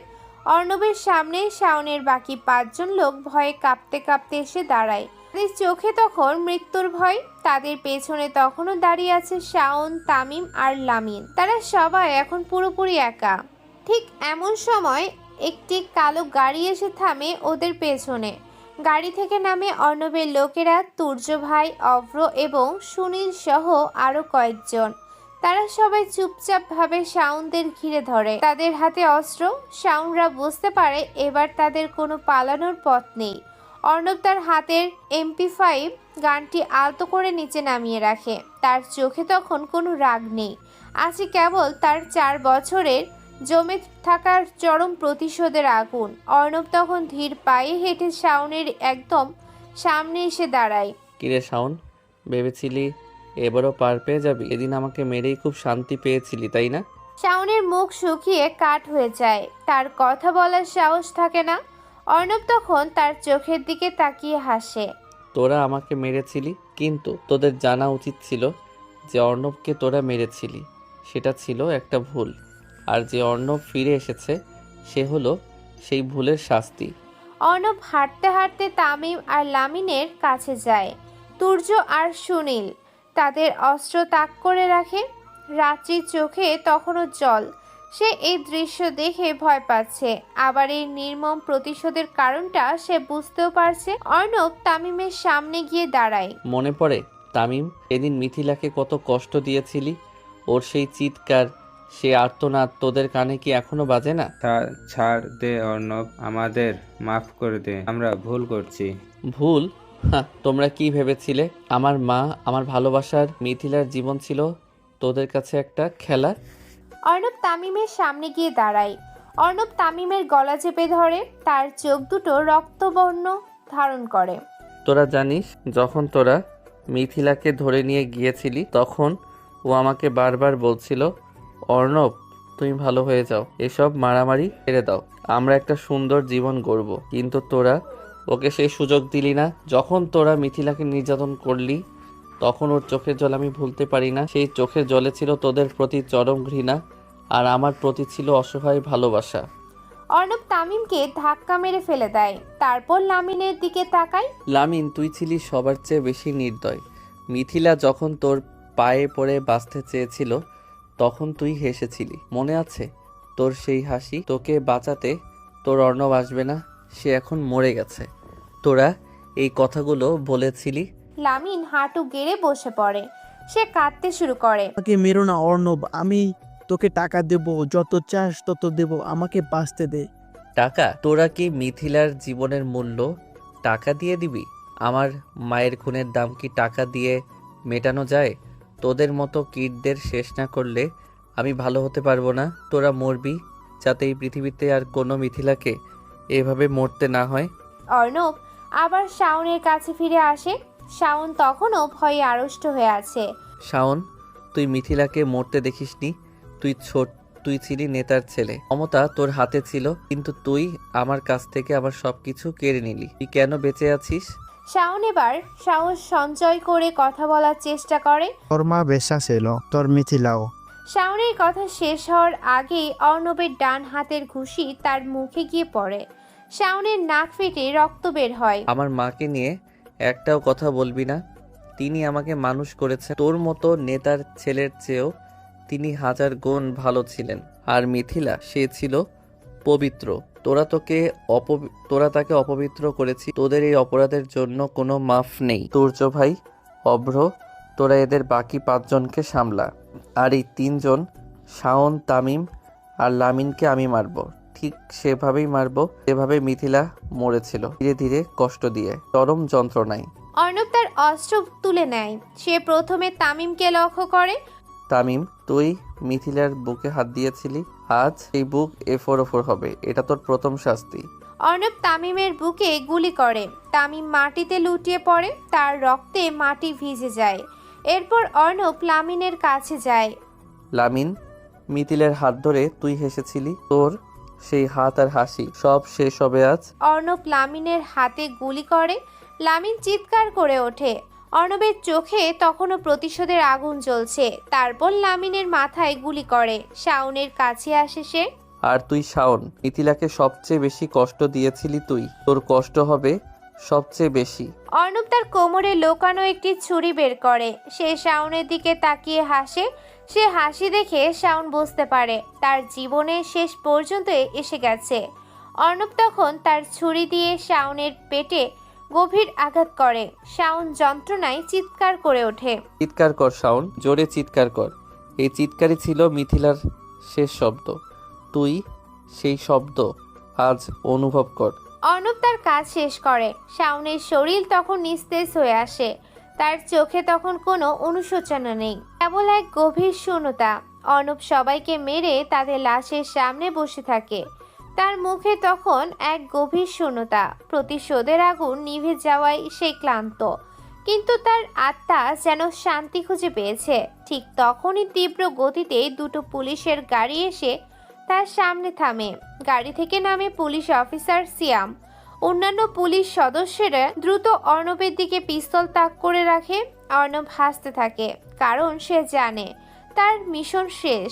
সে রাত্রিকে কথা দিয়েছিল কাজ শেষ হলে সে ধরা দিবে। অর্ণবকে লক্ষ্য করে সিয়াম বলে। ঠিক এমন সময় সবাইকে অবাক করে দিয়ে রাত্রি একটি স্পোর্টস বাইক নিয়ে দ্রুত অর্ণবের সামনে আসে। অর্ণবের দিকে তাকিয়ে সে চিৎকার করে বলে, অর্ণব জলদি ওঠো, সময় নেই, দ্রুত। সিয়াম তখন হতভম্ব হয়ে যায়। সে বিশ্বাস করতে পারে না একজন পুলিশ অফিসার এমন কাজ করছে। অর্ণব জলদি ওঠো, কোনো কথা নয়। অর্ণব দ্রুত রাত্রির বাইকের পেছনে উঠে বসে। অর্ণব হাসে, এই হাসিটা ভিন্ন। পুলিশেরা কিছু বোঝার আগেই রাত্রি বাইক টান দিয়ে তীব্র গতিতে সেখান থেকে নিয়ে চলে যায়। পুলিশেরা গুলি করতে চেয়েছিল, কিন্তু সিয়াম শেষ মুহূর্তে বাধা দেয়। রাত্রির কিছু যদি হয়, এই ভয়ে সিয়াম চুপ থাকে। রাত্রি অর্ণবকে নিয়ে শহরের কোলাহল ছেড়ে অনেক দূরে এক নির্জন সমুদ্র সৈকতের দিকে চলে আসে। দুজনে পাশাপাশি দাঁড়িয়ে থাকে। রাতের শান্ত সমুদ্রের দিকে তাকিয়ে অর্ণব বলে, তুমি আমাকে কেন বাঁচালে রাত্রি? তুমি তো কথা দিয়েছিলে আমাকে ধরবে। রাত্রি তখন অর্ণবের দিকে ঘুরে দাঁড়ায়। তার চোখে তখন কোনো অফিসারের কাঠিন্য নেই, আছে গভীর ভালোবাসা। তোমাকে ধরার জন্য নয়, তোমাকে বোঝার জন্য আমি তোমার পেছনে ছিলাম অর্ণব। তোমার গল্প শোনার পর, তোমার কষ্ট জানার পর আমি তোমাকে ধরতে পারিনি। তোমার সেই ভালোবাসার জন্য আমি তোমাকে মুক্তি দিই। রাত্রি অর্ণবের হাত ধরে। অর্ণব অবাক হয়। এই প্রথম কোনো মেয়ে তার অন্ধকার দিকটা জেনেও তাকে এভাবে ভালোবাসছে। আমিও বুঝতে পেরেছি এই 4 বছরে আমার প্রতিশোধের আগুনে তোমার প্রতি এক নতুন অনুভূতি তৈরি হয়েছে। আমি তোমাকে ভালোবাসি রাত্রি। রাত্রি হাসে। তার সেই হাসি যেন সব কষ্ট ভুলিয়ে দেয়। আমিও তোমাকে ভালোবাসি অর্ণব।